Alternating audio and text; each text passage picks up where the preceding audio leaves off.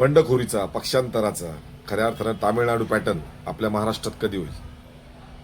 खऱ्या अर्थानं जर बघितलं तर ते 6 आमदार AIA DMK या पक्षाचे हे खऱ्या अर्थानं विद्यमान आमदार ज्या पक्षामध्ये होते त्या पक्षाचा त्या सदस्यत्वाचा त्यांनी राजीनामा दिला आणि त्यांनी प्रवेश केला TVK विजय थलपती यांच्या पक्षामध्ये, सत्तेमध्ये गेले.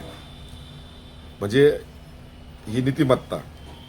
आपण ज्या पक्षातून दुसऱ्या पक्षात बंडखोरी करून चाललोय ना, ज्या पक्षाच्या नावाखाली, ज्या पक्षाच्या चिन्हावर आपण निवडून आलो त्या पक्षाचा पहिले राजीनामा देणे, मग दुसऱ्या पक्षात जाण्यासाठी त्या पक्षाच्या चिन्हावर निवडणूक लढवणे, याला म्हणतात नीतिमत्ता. ही नीतिमत्ता या तामिळनाडूच्या आमदारांनी दाखवली. खऱ्या अर्थानं त्यांचा मान सन्मान मतदारांनीच केला. जनाधार सिद्ध करण्यासाठी तुम्ही पूर्वीच्या पक्षाचा राजीनामा देऊन ज्या पक्षात जाणार आहे त्या पक्षाचं चिन्ह घेऊन तुम्ही निवडणूक लढवा. 100% तुम्हाला कोणी विरोध करणार नाही. मग जे मतदार ठरवतील ते.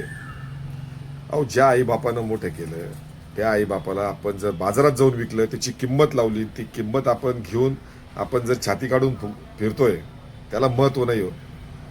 ज्या ठाकरे कुटुंबानं तुम्हाला एका रिक्षावाल्यापासून, एका पानटपरीवाल्यापासून, एका गुंडाळपासून तुम्हाला उचललं, तुम्हाला मुख्यमंत्री मंत्र्यापदापर्यंत नेलं आणि त्याच ठाकरेंना तुम्ही बाजारात जाऊन त्याचा लिलाव लावला आणि त्याच पैशावर तुम्ही मजा मारतायत.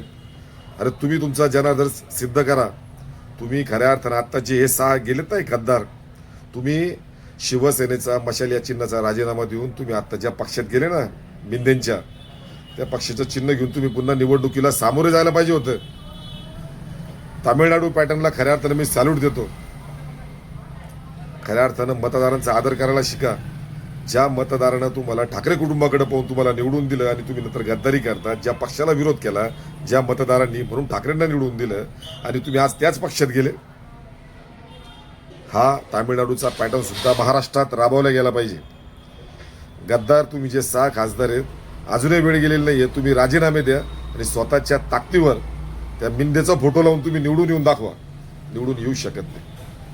आपल्या महाराष्ट्रात कधी तामिळनाडूचा पॅटर्न राबवला जाईल हे मतदार वाट बघतायत. जय हिंद, जय महाराष्ट्र, जय संविधान.